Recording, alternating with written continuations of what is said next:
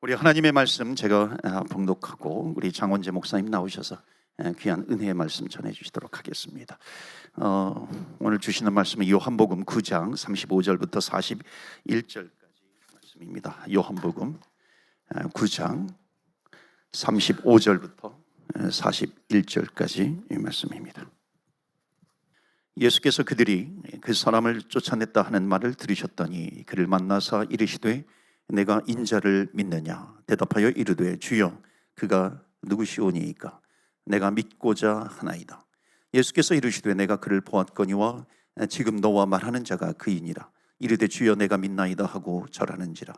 예수께서 이르시되 내가 심판하러 이 세상에 왔으니 보지 못하는 자들은 보게 하고 보는 자들은 맹인이 되게 하려 함이라 하시니 바리새인 중에 예수와 함께 있던 자들이 이 말씀을 듣고 이르되 우리도 맹인인가? 41절 말씀 우리 다 같이 봉독합니다. 예수께서 이르시되 너희가 맹인이 되었더라면 죄가 없으려니와 본다고 하니 너희 죄가 그대로 있느니라. 아멘. 하나님의 말씀입니다. 15년째 목회를 해도 이렇게 써오지 않으면 아직도 하나님 앞에서 떨리고 성도님들 앞에서 많이 떨립니다. 이제 소개받은 빅토리아 한인감리교회에서 목회하고 있는 장원재 목사입니다. 이렇게 저를 말씀 전할 수 있도록 기회를 허락하신 하나님께 먼저 감사와 영광을 돌려드리고요. 또한 고영은 목사님과 주님의 제자교회 성도님들께 너무나 감사드립니다. 팬데믹 상황 가운데 많이 지쳐 있는데 마침 목사님께 연락을 받고, 사실은 저희도 감리교회라서 이제 말하자면 시스터 처치죠. 그런데 이렇게 케어해 주시고 뭐 멀다면 멀고 가깝다면 가까운데 섬에서 목회하는 저를 이렇게 또 하나님의 말씀으로 불러주셔서 너무나 감사를 드립니다. 오늘 여러분들과 함께 요한복음 9장 35절에서 41절을 중심으로 믿음으로 보는 눈이라는 제목으로 하나님의 은혜를 나누고자 합니다. 얼마 전에 제가 신문 기사를 한번 봤어요. 그런데 캐나다의 마케팅 컨설팅하는 기업이더라고요. 리저넌스 컨설턴시라는 그 회사에서 선정한 캐나다 최고의 중소도시, 그 중에 제가 목회하고 있는 빅토리아가 1위로 뽑혔습니다. 혹시 이 기사 접하신 분들 계실 거예요. 2위는 클로나더라고요. 그래서 와, 정말 내가 하나님의 은혜로 좋은 곳에서 생활하고 목회하고 있구나, 다시 한번 감사를 드리게 됐습니다. 여기 기사를 한번 들여다보니까요, 이렇게 써 있더라고요. 그 이유는 1년 내내 온화한 기후와 아름다운 해변들로 인해 많은 사람들이 살고 싶은 도시로 선정했다라는 것이 그 이유였습니다. 내가 정말 좋은 곳에서 사는구나. 나 같은 사람이 누릴 수 없는 그런 과분한 은혜를 내가 누리고 있구나 라는 생각을 해봤습니다. 그러다가 문득 이런 생각을 또 해봤죠. 그런데 9년 전에 이제 랭리에 살다가, 랭리에서 목회하다가 이사를 오게 되었습니다. 그 이사 올 때만 하더라도 모든 것이 새로웠죠. 서부의 유럽. 와, 유러피언들이 예전에 지어놓고 아주 헤리티지 건물들이 많고, 여러분들도 가보셨겠지만 주의사당이나 뭐 엠프라스 호텔이나 얼마나 많은 신기한 것들이 있는지 몰랐습니다. 그런데 이제 10년 가까이 지난 지금의 제 모습을 보니까 그 건물들은 더 이상 새로운 건물들이 아니라는 것입니다. 그저 왔다 갔다 지나다니는 동네에 서 있는 건물이다라는 것이에요. 그렇게 새로웠던 것이 왜 이렇게 이제는 더 이상 새롭지 않을까? 한번 고민하며 하나님께 말씀을 준비하면서 직접적으로 한번 기도하며 여쭤봤습니다. 그렇구나. 이제 익숙함에 새로움의 눈이 가려졌구나. 그렇습니다, 여러분. 너무나 익숙해졌기 때문에 그 모든 새로움들이 가려진다는 것을 깨닫게 되었더라는 것입니다. 그러면서 이제 다시 결심했죠. 익숙하지만 또 다른 새로움이 반드시 있을 것이다. 내가 여기에 이렇게 빅토리아에 10년 정도 살고 왔다 갔다 하고 아이들도 키우고 이렇게 했지만 분명히 반드시 여기에 또 다른 새로움이 있을 것이고 이것을 하나님께서 발견하게 하실 것이고 그 새로움으로 인해서 기쁨을 누리게 하실 것이다. 그리고 다시 목회에 원동력을 얻을 수 있도록 주님께서 힘주실 것이다 라고 한번 결단하게 됐습니다. 그리고 이제 아내와 함께 빅토리아의 여러 또 명소들, 트레일 여러 군데를 이제 다니기 시작하고 있어요. 이렇게 다닌 지 한 3년 정도 됐습니다. 물론 팬데믹도 그 과정 가운데 하나님이 저희 가정과 제 목회 가운데는 그저 은혜로 작용했다고 볼 수 있습니다. 이제 오늘 읽은 본문 말씀을 보니까 예수님께서는 익숙하지만 날마다 새로운 믿음의 눈으로 바라보는 사람과 또 그렇지 않은 사람에 대해서 말씀하고 계신 것을 볼 수가 있습니다. 날 때부터 육신의 눈이 멀었으나 치유된 사람 35절부터 39절까지에 나와 있죠. 그리고 영적인 눈이 멀어 있는 바리새인들과 나는 대화 내용이 오늘 35절부터 41절 말씀에 기록되어 있는 것입니다. 보는 사람과 보지 못하는 사람에 대해서 예수님께서는 이야기하시면서 특별히 하나님을 믿는 믿음의 눈에 대해서 강조하고 계신 것이죠. 무엇보다도 오늘 본문 말씀은 9장 전체의 결론적인 의미로 중요한 부분을 담고 있습니다. 그래서 제가 그냥 오늘 짤막하게 패시지만 읽었지만 전체적인 내용을 한번 잠깐 설명드리고 계속 말씀을 이어갈까 합니다. 1절을 보니까 이렇게 나와 있어요. 예수님이 길을 가고 계셨습니다. 그리고 날 때부터 눈먼 사람들을 만나시게 되죠. 이때 제자들이 예수님께 묻습니다. 이 사람이 눈먼 것이 자신이 죄인이라서 그런 것입니까? 아니면 부모의 죄입니까? 이렇게 질문한 이유는 한 가지입니다.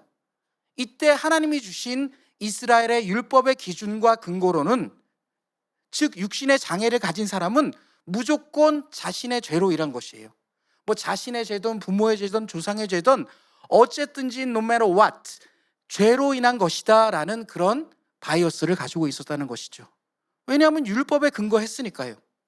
이것이 바로 유대인들의 in general 보편적인 문화에서 온 것이기도 하는 것이죠.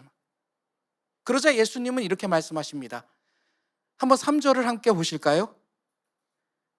예, 함께 한번 보시면서 읽겠습니다. 시작. 예수께서 대답하시되 이 사람이나 그 부모의 죄로 인한 것이 아니라 그에게서 하나님이 하시는 일을 나타내고자 하심이라. 아멘. 아멘. 예수님께서는 단도직입적으로 말씀하고 계십니다. 누구의 죄도 아니다. 하나님께서 하시는 일을 바로 눈먼 사람을 통해 드러내려 하신다는 것을 정확하게 말씀하고 계신 것입니다. 그리고 나서 이제 이 눈먼 사람은 말씀에 순종하게 되죠. 한번 나중에 시간 되시면 9장 전체를 쭉 한번 통독해 보시기 바랍니다. 실로암 연못에 가서 씻습니다. 우리가 많이 들어본 그 실로암입니다. 그리고 그 사람은 고침을 받지요. 이제 고침을 받은 그 사람을 본 이웃 사람들의 반응은 어떨까요? 야, 이것은 하나님의 은혜다. 정말 이 사람이 고침받았구나 라고 말했겠습니까? 아니면 아유, 저것도 무슨 또 썸띵이 있을 거야 아마. 무슨 다른 이유가 있을 거야. 그러면서 이제 고침을 받은 그 사람을 보고 이러쿵 저러쿵 말들이 많습니다. 여러분도 한번 삶 가운데서 이런 일들을 아마 경험하셨을 거예요. 정말 하나님의 영광이 드러나고 하나님이 하신 일임에도 불구하고 정말 함께 기뻐하며 박수치림에도 불구하고 아, 저기에 무슨 다른 이유가 있을 것이야. 저렇게 될 수 없을 텐데 합리적인 의심을 가져야 돼. 뭐 이러면서 여러 가지 그 고침받은 사람에 대해서도 얘기하고 있습니다. 그러다 고침받은 사람 그 당사자가 나타나게 되죠. 그러면서 얘기합니다. 바로 내가 그 사람입니다 라고 고백합니다. 이 고침받은 당사자가 간증하고 내가 그 사람입니다 라고 말함에도 불구하고 이제 여기에서 그렇게 예수님께 많이 책망받던 바리새인들, 그 바리새 그룹들이 등장하게 돼요. 그리고 데리고 가서 추궁을 하기 시작합니다. 이때 율법에 의하면 어떻게 돼 있습니까? 여러분들이 잘 아시듯이 이제 바리새인들이 데리고 가서 여러 가지 질문들을 합니다. 어떻게 고침을 받게 됐는지 상세하게 과정들을 설명하고요. 그 다음에 이것은 율법에 비추어서 하자가 없는지, 그리고 최종적으로 대제사장에게 가서 너는 고침을 받았다. 이제 더 이상 너는 눈먼 사람, 맹인이 아니다. 도장 꽝꽝꽝 하고 이제 가라. 그리고 죄를 사해주는 그런 의식들이 있었습니다. 근데 이제 먼저 바리새인들은 자신들의 눈으로 볼 때 합리적인 의심이 되는 거예요. 아, 이건 과학적으로도 설명이 되고 설명이 안 되고 이거는 도저히 납득할 수가 없고 이 사람은 분명히 죄인인데 어떻게 해서 이런 일이 일어날 수 있을까라고 계속적으로 그 사람에게 질문하면서 괴롭히는 것입니다. 바리새인들은 특별히 꼬투리를 잡은 것이 있었죠. 예수님께서 그 사람을 치유하신 바로 그날이 어떤 날이었죠? 안식일이었어요. 우리로 말하면 주일이었습니다. 예전에 저 어릴 때 신앙생활할 때만 해도 어머니께서 뭐 주일날은 뭐 사 먹지 마라, 헌금만 하고 바로 집으로 돌아와서 밥 먹고 어디 가서 아이들과 액티비티도 하지 말고 즉각적으로 하나님의 일 외에는 그렇게 다른 일들을 하지 마라. 특별히 주일은, 이런 것들이 기억납니다. 그러니까 이 바리새인들이 활동하던 이 예수님 당시에는 오죽했겠습니까? 안식일에 어떤 일을 하는 것이 율법에 어긋난다고 말합니다. 그렇기 때문에 예수님도 죄인이라고 하는 것이에요. 설왕설래가 많습니다. 추측이 난무합니다.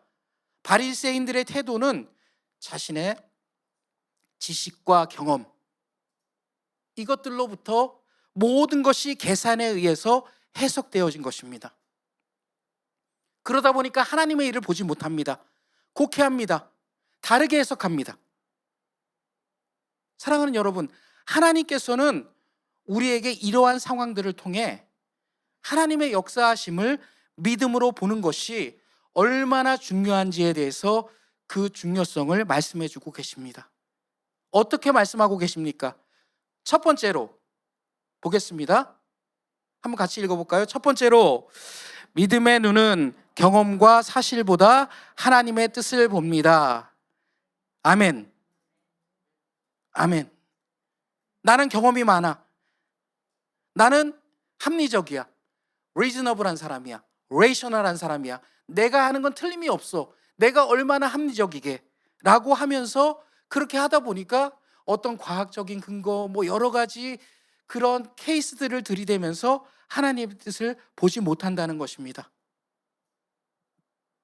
우리 이어서 오늘 읽었던 9장 33절로 34절 말씀을 다시 한번 읽어보겠습니다. 시작. 이 사람이 하나님께로부터 오지 아니하였으면 아무 일도 하지 없으리이다. 그들이 대답하여 이르되 내가 온전히 죄 가운데서 나서 우리를 가르치느냐 하고 이에 쫓아내어 보내니라.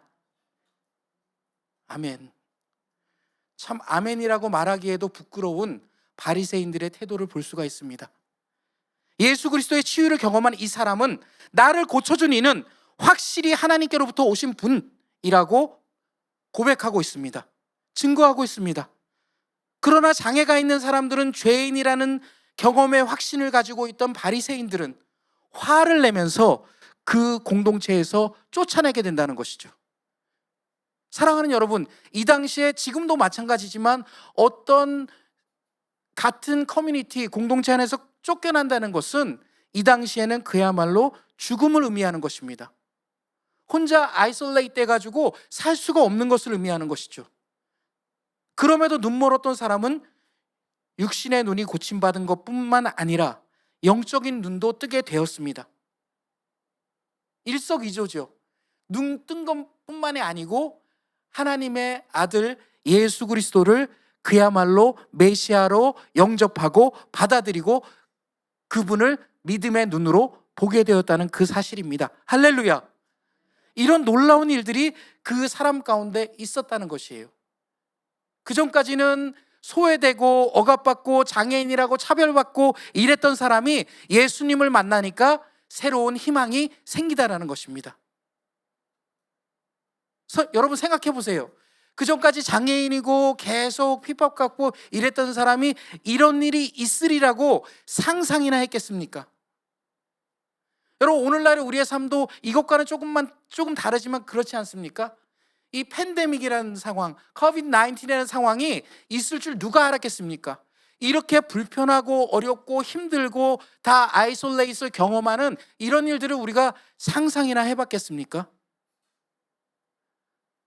하지만 이 과정을 은혜로 겪고 그냥 그래도 꾸준히 계속 이어져 오면서 하나님께 기도하면서 하나님을 붙들면서 온 사람, 온 백성들에게는 반드시 승리가 그리고 구원이 그리고 믿음의 눈이 생길 줄로 믿으시기 바랍니다.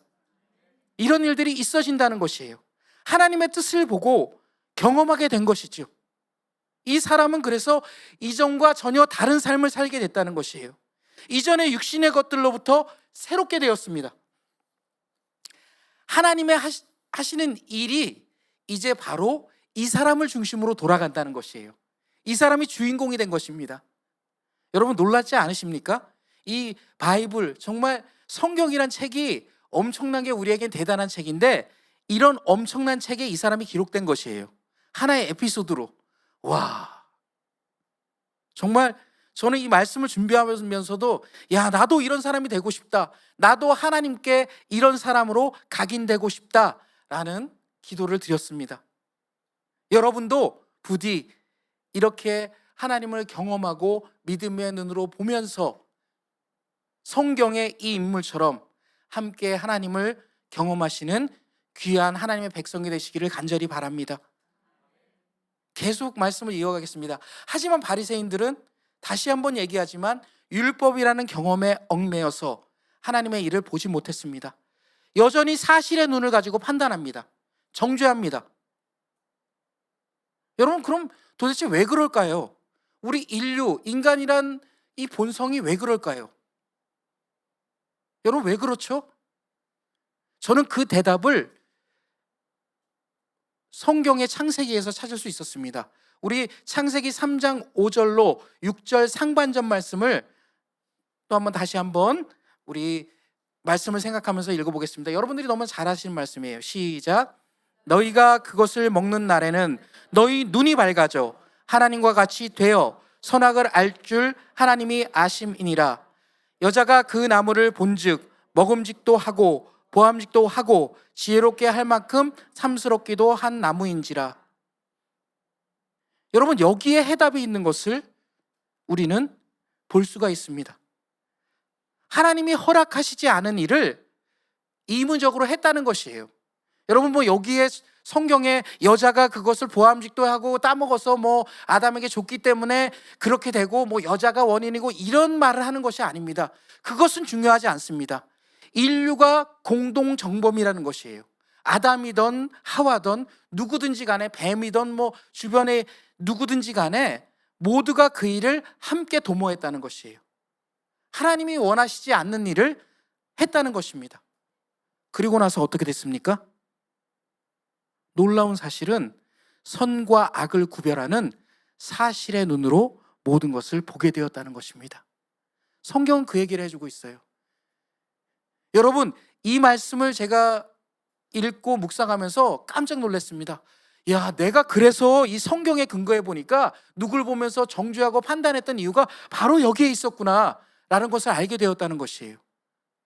어쩜 그렇게 똑똑한지, 아, 저 사람 틀렸어, 저건 안 되는데, 잘못됐는데 너는 괜찮아, 뭐 이런 것들을 너무 잘한다는 것이에요.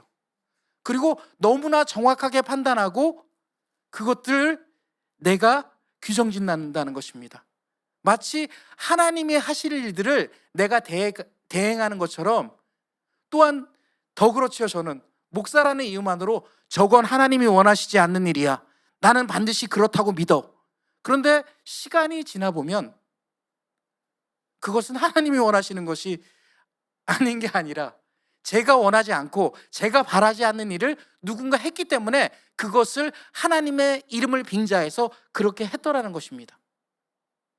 그런 것을 깨닫고 나서 하나님께 많이 회개했어요. 아, 하나님, 이 사실의 눈으로 바라볼 때에 이렇게 내가 선과 악을 정확하게 판단하면서 똑똑한 척하고 하나님을 넘어서려고 했군요. 그리고 이 일은 어떻게 됐습니까? 성경은 얘기해 주지요. 이 일은 바로 아담과 하와에게 저주가 되었습니다. 죄가 되었습니다. 그러나 오늘 본문에서 치유받은 이 사람은 모든 것을 영적인 믿음의 눈으로 보게 되었다라고 말씀하십니다. 사랑하는 여러분, 이와 같은 눈을 소유하신 여러분들이 다 되시기를 주님의 이름으로 간절히 원합니다.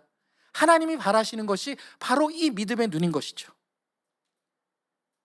이제 두 번째로, 예수님과의 진실한 만남을 통해 우리는 비로소 믿음의 눈으로 보게 됩니다. 먼저 오늘 읽었던 35절과 36절 말씀을 한번 같이 읽어보겠습니다. 시작. 그들이 그 사람을 쫓아냈다는 말을 들으셨더니 그를 만나사 이르시되 내가 인자를 믿느냐? 대답하여 이르되 주여 그가 누구시오니이까 내가 믿고자 하나이다. 35절 말씀에 보니까 예수님께서 그를 만나사라고 기록되어 있습니다. 이 말을 헬라어 원문대로 그대로 번역해 보니까 휴리스코라는 원어 성경의 단어가 나옵니다. 이 뜻을 살펴보니까 찾다 혹은 발견하다의 의미를 품고 있어요. 예수님은 자신이 누구신가를 정확히 알리고자 누구를 찾으셨습니까? 바로 병 고침 받은 사람을 찾으셨다는 거예요.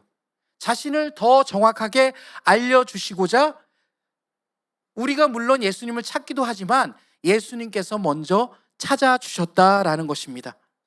어떻게 보면 눈을 고침 받은 후에 육신의 눈을 보일지 모르지만 치유 이후에 오히려 지역사회에서 소외되고 고립된 비참한 심세가 된 사람이 바로 이 눈먼 맹인의 처지입니다. 고침받은 사람은 차라리 눈 멀었을 때가 낫다고 생각했을지도 모릅니다. 그때 이렇게까지 차별은 안 받았을 텐데, 이렇게까지 시달리지는 않았을 텐데 라고 후회했을지도 모릅니다. 더 나아가서 자신의 신세를 비관했을지도 모릅니다. 눈을 고쳐주신 그분을 다시 한번 만나서 눈은 보이지만 왜 지금 내 신세가 이 모양 이 꼴이 되었는지 그것에 대해서 따지고 싶었을지도 모릅니다. 바로 그때, 바로 그 on time에 예수님께서 나타나셔서 예수님을 다시 만나게 된 것입니다. 할렐루야! 얼마나 기쁘겠어요. 그리고 예수님께서는 37절에 그 사람에게 자신이 누구신가를 정확하게 알려주고 계시죠. 우리 한번 읽어보겠습니다. 그래서 이르시되 내가 그를 보았거니와 지금 너와 말하는 자가 그이니라. 아멘. 아멘. 그리고 나서 마침내 그 고침받은 사람은 비로소 육신의 눈뿐만이 아니라 영적인 눈까지 보이게 된다는 것입니다. 영안이 열리게 되었다는 것이에요. 그전에도 예수님을 봤었는데 그전에는 정확하게 그분이 누구신지 몰랐어요. 그냥 내 눈 고쳐주신 분 이러고만 알고 있었는데 예수님이 찾아오셔서 내가 그 사람이다 라고 말씀하실 때 즉각적으로 눈이 뜨이면서 새로운 경험을 하게 되었다는 것입니다. 내 간절한 그 마음을 통해서 날마다 하나님과 대화할 때 하나님은 만나주시는 것입니다. 나는 뭐 신앙생활한 지 뭐 오래됐고 이렇게 했는데 하나님이 다시 만나주시겠어? 옛날에 첫사랑 정말 뜨겁고 나 방언받았을 때 저도 그때를 막 기억하면 부모님 따라서 엄마 따라서 기도원에 가서 산상성회 같은 거 가가지고 6박 7일 동안 기도하고 뜨겁게 기도하고 그랬던 생각이 났습니다. 그때는 좋았지. 그때는 너무나 대단했어. 그때는 하나님이 역사하셨지. 그런데 지금은 왜 이렇게 새롭지가 않을까? 왜 이렇게 익숙할까? 그저 목회하고 또 주일이구나. 새벽 평일이구나, 새벽 예배 해야 되고, 주일이구나, 또 말씀 준비해서 말씀 선포해야 되겠지, 당연히 목사니까. 이런 매너리즘에 빠져 있는 제 자신을 발견하게 되었다는 것입니다. 그래서 너무나 부끄러웠어요. 그래도 명색이 내가 목사인데 이렇게 매너리즘에 빠져서 그냥 늘 하는 일이니까 This is my job. That is why I'm a pastor. 나는 목사기 때문에 그냥 일하는 거야 라고 그러고 앉아있는 제 모습을 발견했습니다. 하나님이 얼마나 안타깝고 하나님이 얼마나 슬퍼하셨을지 제가 이 말씀을 준비하고 그 전부터 이 말씀을 묵상하면서 너무나 많이 회개했어요. 사랑하는 여러분, 그렇다면 여러분들의 모습은 어떻습니까? 나 한 30년 전에 10년 전에 정말 하나님의 은혜 뜨거웠지, 불같았지.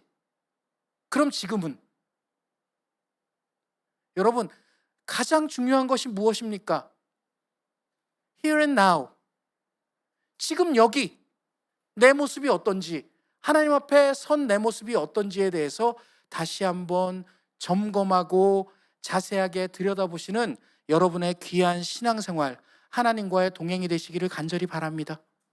하나님께서 원하시는 것이 바로 그것이에요. 내가 왜 이렇게 주저앉아 있는가?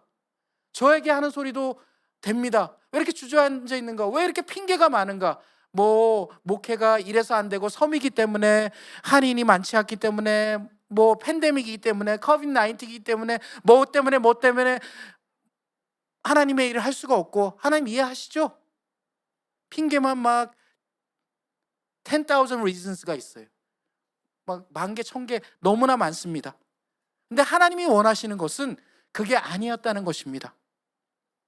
오늘 예수 그리스도를 인격적으로 만나고 믿음의 눈이 뜨인 이 사람처럼 그저 예수님을 나의 구주로 고백하고 하나님과 친밀한 교제와 사귐에 초점을 맞춘다면 하나님께서 나에게 다시 새로운 눈을 주실 거라고 믿습니다.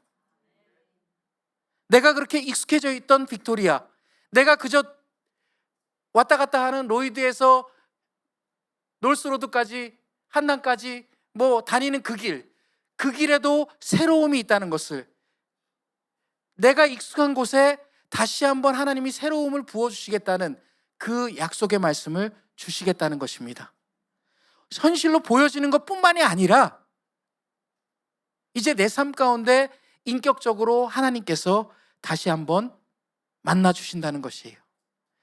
여러분, 이것은 우리가 목사님 말씀을 통해서도 그렇고 제가 감리교인이라서 그런지 몰라도 이 말씀은 정말 들어도 너무나 설레이고 마음이 뜨거워지는 그런 말씀입니다. 존 웨슬리가 올더스게이트에서 하나님의 말씀을 다시 받았을 때 별것도 없었어요. 그냥 지나가다가 로마서 서문을 읽는 그 말씀을 듣고 다시 한번 하나님의 뜨거운 열정으로 회복했다는 거예요. 여러분, 그럼 그 전에 존 웨슬리가 정말 아무것도 아니고 별 볼 일 없는 목사였습니까? 아니에요. 대단한 사람이었는데 그런 일이 일어났다는 것이에요. 저는 이 말씀을 들을 때마다 존 웨슬리의 후예로서, 또 한 사람의 목사로서 주저앉아 있는 것이 아니라 다시금 일어나서 하나님, 내 믿음의 눈을, 내 영을 회복시켜 주소서라고 기도하는 것입니다.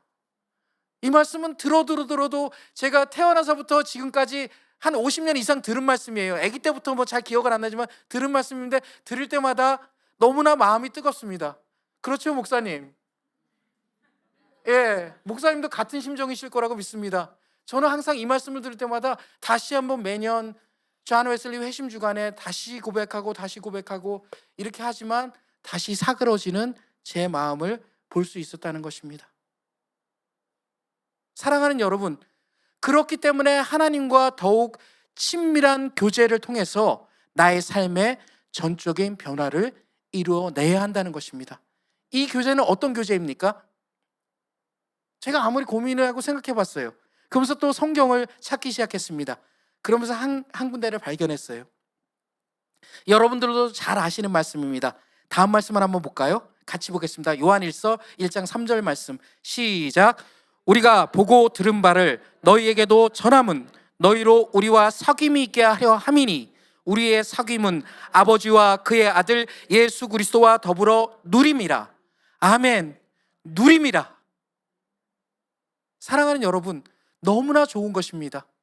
이것은 그냥 옆에 있는 친구들과 아시는 분들과 식탁 교제하고 같이 릴레이션십을 갖는 것과는 전혀 다른 차원의 그런 펠로십이라는 것이에요.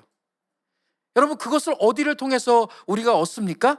하나님과 친밀한 교제와 사귐을 통해서 얻는다라고 사도 요한은 우리에게 요한일서를 통해서 말씀해 주고 계십니다. 그럼 하나님과 교제와 사귐은 어디서 일어나는 것이에요, 여러분? 그냥 나 혼자 이제 팬데믹이라서 난 어쩔 수 없어, 온라인으로 예배드려야 돼, 이러면서 하는 것입니까? 아니에요. 일단은 back to basic, 베이직으로 돌아가는 수밖에 없습니다. 나 혼자 할 수 없다면 이것을 받을 방법은 딴 길이 없어요. 내가 나올 수 있으면 오프라인에서 이렇게 나와서 새벽 예배를, 예전에는 정말 내가 너무나 유스트 됐기 때문에, 삶이 너무나 스포일 됐기 때문에 드리지 않았다면 다시 한번 시작하는 거예요. 이것을 통해서 하나님이 나와 깊은 사귐으로 다시 나가시고 내가 새로운 삶의 전환, 국면이 있다면 이게 놀라운 일이구나. 내가 매일 나가리라 이렇게 경험했어도 고백했어도 사실 그렇게 못하죠. 하지만 스텝 바이 스텝, 일주일에 뭐 한 번 아니면 두 번 내가 한번 새벽 예배를 한번 시작해 보리라. 잘 안 돼요. 하지만 back to basic, 한번 베이직으로 돌아가 보는 것입니다. 그리고 예배 가운데 정말 귀를 기울이고 기도하는 마음으로 다시 한번 듣는 것이에요. 뭐 혹시 피곤해서 너무나 위크데이에 힘들어서 그랬다라면 다시 한번, 내가 적어도 너무나 힘들어서 그냥 예전엔 눈 감고 이렇게 드렸다면 정말 정신 차리고 목사님 말씀에 포커스를 하면서 한 주만이라도, 한 달에 한 번만이라도 한번 이렇게 드리리라. 3번은 그냥 하나님 죄송합니다, 제가 안 하던 것을 해서 지금 다는 할 수 없지만 한 가지씩 하겠습니다. 일주일, 한 달에 한 번은 목사님 말씀에 정말 포커스를 하면서 집중해서 들으며 하나님과 교제와 사귐을 회복하겠습니다. 아멘. 이렇게 스텝 바이 스텝 시작할 때 하나님께서 분명히 반드시 여러분들 삶 가운데 놀라운 일을 다시 시작하시리라 믿습니다.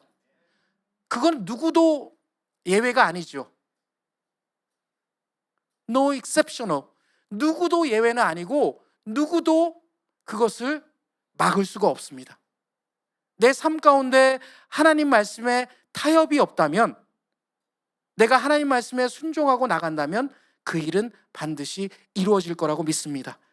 마지막 3번째로 한번 같이 볼까요? 시작. 믿음의 눈은 내 모든 자존심을 내려놓고 하나님을 보는 눈입니다. 아멘. 이제 영적인 눈이 열린 예수님께 고침받은 그 사람은 38절에 예수님 앞에서 믿음으로 고백합니다. 그리고 뒤이어서 39절에 바로 예수님이 오신 목적을 말씀해 주시지요. 예수님이 오신 목적이 무엇입니까? 39절을 보니까 이렇게 써 있어요. 예수께서 이르시되 내가 심판하러 이 세상에 왔으니 보지 못하는 자들은 보게 하고 보는 자들은 맹인이 되게 하려 함이라 하시니. 아멘. 여러분, 우리가 이제 하나님의 심판에 대해서 새로운 시각, 새로운 눈으로 바라볼 때입니다. 무조건 불심판 내리시고 예수 천당 불신 지옥, 뭐 물론 맞겠지요. 그런 것도 있지만 하나님께서 하시는 진정한 심판은 정말 내가 본다고 교만에 차 있는 사람들을 보지 못하게 만드시고, 내가 보지 못하고 하나님께 연약한 사람이라고 고백하는 사람들에게 영적인 눈을 뜨게 하시려고 왔다라고 분명히 성경은 우리에게 얘기해 주고 있습니다. 40절을 보면 더 잘 알 수 있겠죠. 우리 한번 읽어보겠습니다. 시작. 바리새인 중에 예수와 함께 있던 자들이 이 말씀을 듣고 이르되 우리도 맹인인가? 우리도 맹인인가? 여러분, 이게 도대체 무슨 말이죠? 저는 이 말씀을 여러 번 읽었지만 이 말씀을 보면서 정확하게 잘 알지는 못했습니다. 그런데 저 자세히 묵상하고 기도하는 가운데 하나님이 어떤 깨달음을 주셨어요. 바리새인들 중에 예수님과 함께 있던 자들은 여전히 자신의 경험을 믿고 하나님의 뜻보다 경험을 더 신뢰하는 자들이었습니다. 그러면서 이해할 수 없다는 듯이 한마디를 내뱉죠. 그럼 우리도 맹인인가? 우리도 안 보인다는 거야? 이 사람이 무슨 얘기를 하는 거지? 내가 앞을 못 본다는 거야? 맹인은 이 사람이고 죄인은 이 사람인데 왜 나한테 이러는 거지? 여러분, 말의 뉘앙스를 보면 알 수 있습니다. 우리가 디테일하게 볼 수는 없지만 이 말의 뉘앙스는 그래요. 원어 성경을 보니까 어처구니 없음이 내포되어 있는 그런 표현입니다. 야, 진짜 어처구니가 없다. 지까짓 게 뭔데? 목수인 주제에 뭐 사람 병 좀 고친다고 뭐 이렇게 하나님의 아들이라고 껍적대고, 감히 우리 바리새인들에게 우리는 얼마나 공부도 많이 하고 하나님의 일들을 감당하고 가르치고 이런데 지까짓 게 뭐라고 라는 무시하는 뉘앙스가 여기에 내포되어 있는 것을 우리는 알 수 있습니다. 그리고 이렇게 멀쩡히 보고 있는데 우리가 눈을 못 보다니 무슨 말도 안 되는 소리를 하고 있냐라고 합니다. 그리고 그 말을 들었을 때 어땠을까요? 자존심이 상했습니다. 저와 여러분이 그런 경험이 있을 것입니다. 내가 그래도 꽤 괜찮고 내가 합리적이고 이랬는데 누가 나타나서 나를 무시하거나 함부로 대할 때 그때 자존심이 상하죠. 야, 지까짓 게 뭔데 까불고 있어. 지가 나보다 잘 나갔어? 뭐 어땠어? 하면서 자존심이 많이 건드려지죠.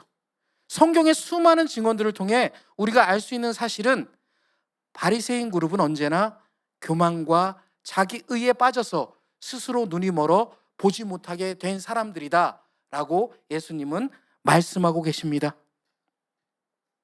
하나님의 율법을 철저히 지킨다고 말을 합니다. 그러나 정작 하나님께 마음을 열지는 않았습니다. 소통하지 않습니다. 친밀한 사귐이 없습니다.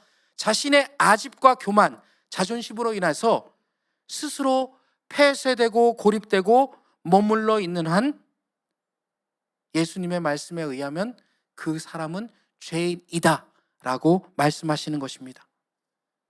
다시 말해서 쉽게 얘기하면 하나님과 소통이 없으면 그 사람은 죄인이라는 것이에요. 하나님과 소통 없이 고립되고 천상천하 유아독존, 나만이 제일이고 나만이 최고다 하는 사람이 있다면 자신에게 있는 죄는 해결이 되지 않는다는 것이에요. 끊임없이 하나님과 교제하고 친밀한 사귐이 있어야 된다라고 성경은 우리에게 얘기해 주는 것이죠. 그 과정들을 통해서 내가 새로운 눈을 뜨고 하나님과 끊임없는 유기적인 관계들을 통해서 내가 발전하고 하나님께 좀 더 나가고 내가 정말 이 사회와 또한 교회와 모든 내가 서 있는 곳에 필요한 사람으로 그들을 돕고 그들을 일으키는 사람으로 설 수 있게 된다는 도전을 하나님께서는 우리에게 주시는 것입니다. 그렇지 않는 한 그 죄는 바리새인들처럼 그대로 남아있다고 또한 경고하시는 말씀인 것이에요. 사랑하는 여러분, 하나님을 믿는다고 하면서 여전히 하나님 앞에 마음을 열지 않고 있습니까? 하나님과 친밀한 교제와 사귐에 물러나서 간을 보고 있습니까? 교만과 나의 강한 자존심으로 인해서 아직 더러움에 죄에 종노릇하고 있지는 않습니까? 하나님은 오늘 우리 예수 그리스도를 통해서 말씀하고 계십니다. 순수하고 깨끗함을 회복하고 그 고백으로 다시 한번 어린아이처럼 나와라. 너희들이 나올 때 언제든지 내가 액셉트하고 너를 받아주고 다시 영적으로 일으키겠다라고 약속하고 계십니다. 그리고 말씀하고 계십니다. 나는 너를 안다. 자존심 센 거 안다. 너는 대단한 거 안다. 합리적이고 공부를 많이 한 거 안다. 내가 인정한다. 하지만 너는 내가 필요하다라고 말씀하고 계십니다. 여러분, 이 방법이 어디에 있죠? 먼 데서 찾으시지 말기 바랍니다. 되게 가까운 곳에 있습니다. 그런 의미에서 오늘 함께 예배드리고 있고 말씀 나누는 저는 정말 우리는 복받은 사람인 것을 여러분 믿으시기 바랍니다. 한 번의 찬스가 다시 우리에게 주어진 것이에요. 할렐루야! 얼마나 기쁩니까? 안 그랬으면 저는 그냥 섬에 앉아 또 오늘 교회가 지금 많이 어려졌기 때문에 금요기도 이제 없기 때문에 혼자 기도하든가 아니면 뭐 TV 쇼 같은 거 볼 수도 있겠죠. 하지만 하나님께서 이 은혜의 자리에 주님의 제자교회 금요기도에 불러주셔서 말씀 전하게 하시고 함께 도전하게 하시니 너무나 감사드립니다. 사랑하는 여러분, 저뿐만이 아니라 이런 일들이 여러분들 삶 가운데도 계속적으로 있어지시기를 주님의 이름으로 간절히 축원합니다. 그래서 마침내 믿음의 눈으로 보고 영적인 눈이 띄어져서 이 눈먼 자, 새롭게 삶을 사는 자와 같이 날마다 하나님을 찬양하며 고백하시는 여러분들의 귀한 삶이 되시기를 주님의 이름으로 간절히 축원합니다. 아멘. 잠깐 기도하겠습니다. 사랑해 주님 감사합니다. 하나님께서 저희들에게 기회 주시고 다시 한번 주님과 함께 친밀한 교제와 사귐 가운데 들어가게 하시니 감사와 영광을 돌려드립니다. 하나님, 이제 저희들 여기에서 그치는 것이 아니라 날마다 정진하며 하나님께 나아가는 귀한 삶이 되게 하여 주옵소서. 주님, 믿음으로 나가게 하여 주옵소서. 그렇게 믿고 감사드리며 거룩하신 예수님의 이름으로 기도하옵나이다. 아멘.